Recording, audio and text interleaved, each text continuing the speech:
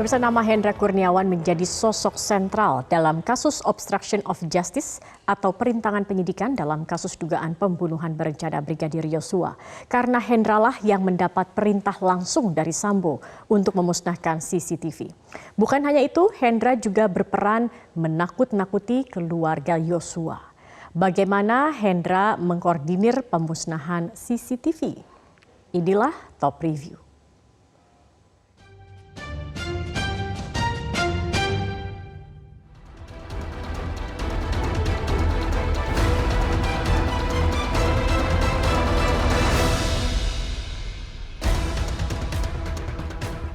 Inilah suasana ketika tiga terdakwa, yakni Hendra Kurniawan, Agus Nurpatria, dan Irfan Widianto menjalani sidang lanjutan kasus obstruction of justice atau perintangan penyidikan dugaan pembunuhan berencana Brigadir Yosua.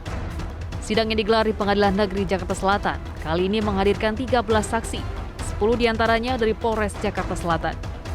Pada hari yang sama, Pengadilan Negeri Jakarta Selatan juga menggelar sidang tanggapan jaksa penuntut umum atas eksepsi terdakwa Cak Putranto dan Baikuni Wibowo yang digelar di ruang sidang terpisah.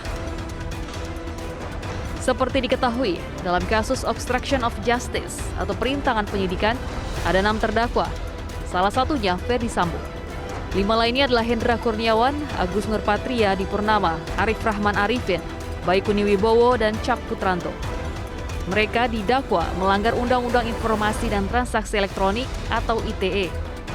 Kasus ini dimulai ketika Ferdi Sambo memanggil Hendra Kurniawan ke rumahnya dan memberi perintah memusnahkan CCTV. Ferdi mengatakan bahwa telah terjadi pelecehan yang dialami Putri Chandrawati. Setelah mendengar itu, Hendra Kurniawan lantas mengkoordinir perintah Sambo hingga sampai ke Agus Nurpatria. Agus lantas memerintahkan Baikuni, Cak Putranto, Arif Rahman, dan Irfan Widianto untuk memusnahkan CCTV. Baikuni Wibowo berperan menghilangkan data CCTV dari DVR. Cak Putranto mengambil dan memusnahkan bukti CCTV dari Polres Jakarta Selatan. Arif Rahman merusak laptop yang berisi data rekaman CCTV. Dan Irfan Widianto menyita dan menghancurkan 3 unit DVR. Pada sidang sebelumnya, anggota tim Sus Bareskrim Kompol Aditya Cahya yang dihadirkan sebagai saksi dalam sidang terdakwa Hendra Kurniawan dan Agus Nurpatria membenarkan adanya upaya rekayasa CCTV, memanfaatkan informasi bahwa CCTV di pos security rumah dinas Ferdi Sambo pernah tersambar petir. Mulanya jaksa penuntut umum mencecar Aditya soal mengapa dirinya yang juga anggota tim khusus Polri dalam kasus ini mengejar bukti CCTV.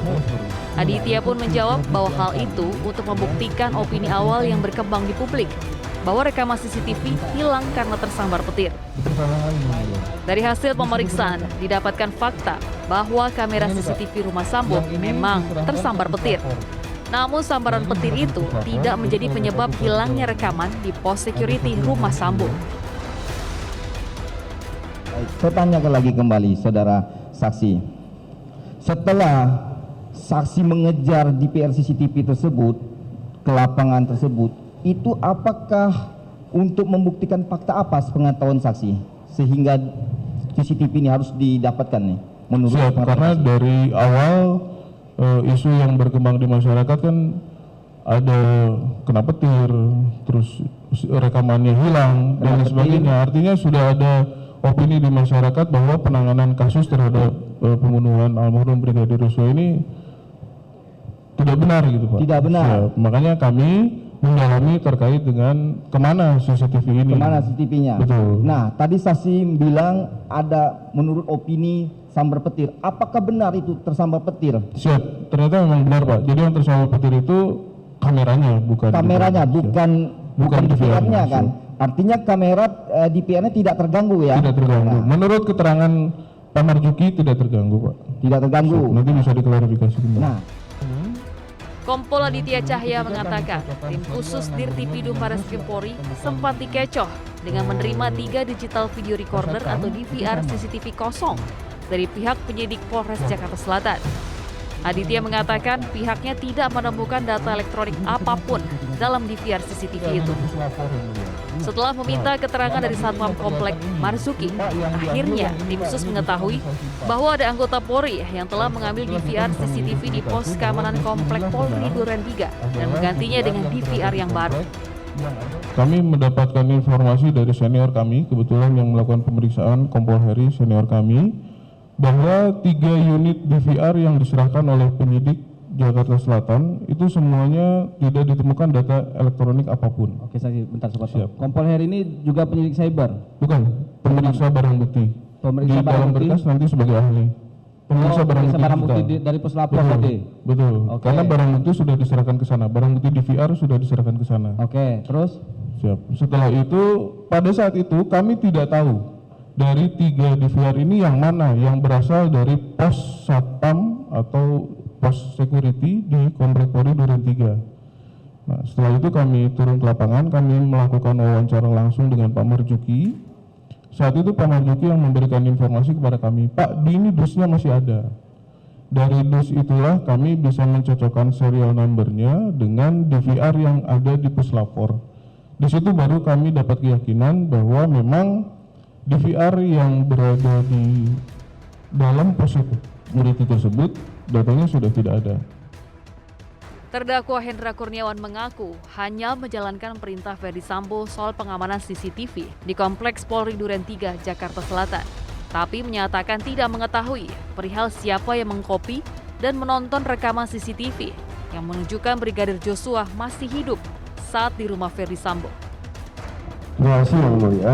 Pada prinsipnya kami itu tidak pernah tahu barangnya, apalagi isinya. Dan kami juga tidak pernah tahu siapa yang mengkopinya, kemudian siapa yang menontonnya.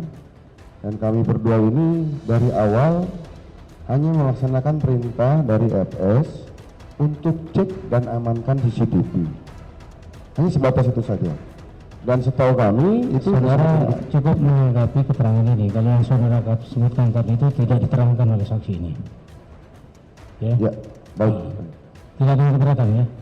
Tidak keberatan. Iya, karena saudara tidak mengetahui apa yang saudara beratkan di situ. Ya, Betul. baik. Kemudian terhadap terdakwa Agus ya, Siap Yang Mulia. ada keberatan saudara? Tidak ada Yang Mulia. Tidak ada ya? Baik. Dalam kasus obstruction of justice, peran Hendra Kurniawan memiliki peran sentral.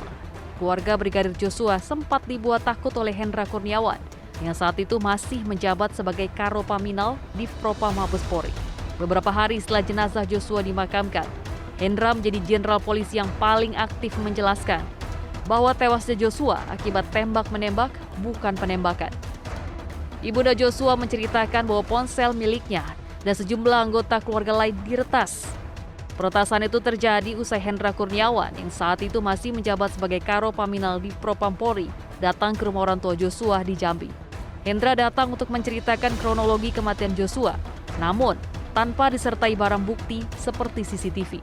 Kalau memang anakku meninggal di rumah atasannya, seharusnya sebagai penegak hukum akan menginformasikan kepada kami, memberitahukan kepada kami bahwa itu adalah anak buahnya, saya bilang. Jadi mohon jangan banyak bicara, CCTV tunjukkan di sini sekarang. Tidak Bu, Ibu jangan memojokkan kami katanya. Kenapa saya memojokkan Bapak? Saya bilang kayak gitu sama Kombes Susanto. Kenapa? Aku bilang, kalau memang Bapak tidak mau mendengar kami bicara, harus Bapak yang kami dengar bicara, silakan keluar. Saya bilang gitu Pak. Tidak perlu banyak bicara di sini. Saya udah kehilangan anak, saya sudah berduka. Ngomong, bicara sesuai dengan bukti, itu yang saya katakan waktu itu Pak. Mereka keringat jagung langsung keluar. Karena saya bilang juga, komunikasi saya dengan anakku ada di HP. Sekarang HP anakku tunjukkan. Langsung malamnya Pak diretas semua HP kami. Sulitnya mencari kejelasan tentang penyebab kematian Joshua tak hanya dialami oleh orang tua Joshua saja. Adik Brigadir Joshua Huta Barat, Bribda Mahareza Huta Barat, juga mengalami kesulitan serupa, terutama saat ingin mendapatkan informasi dari istri dan para ajudan Ferdi Sambo. Sempat berusaha nelpon, tapi nomor saya diblok. Nomormu di blok. Di blok sama. Siapa yang saudara ingin hubungi terus di blok? saya nelfon yang ada nomor sama saya. Waktu itu Damson ngeblok saya, Bang Matius sempat ngeblok saya, terus tuh Bang Romer ngeblok saya, Bang Daden ngeblok saya. Saya juga minta nomor Bang Riki sama ada namanya Dedi. Saya chat, ternyata tidak aktif lagi, ternyata diblok juga. Terus tuh sama asisten yang lain juga saya diblok. Oh, diblok. Sama Ibu Putri juga saya sempat ngechat Ibu Putri waktu tanggal berapa saya lupa. Saya bilang, selamat siang Ibu, mohon izin. Ternyata sudah diblok juga.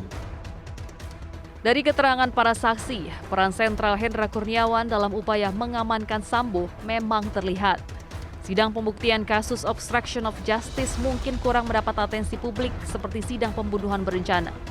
Tapi, sebagai kasus yang berkaitan, sidang kasus obstruction of justice akan memberi gambaran utuh tentang peristiwa dugaan pembunuhan berencana terhadap Brigadir Joshua.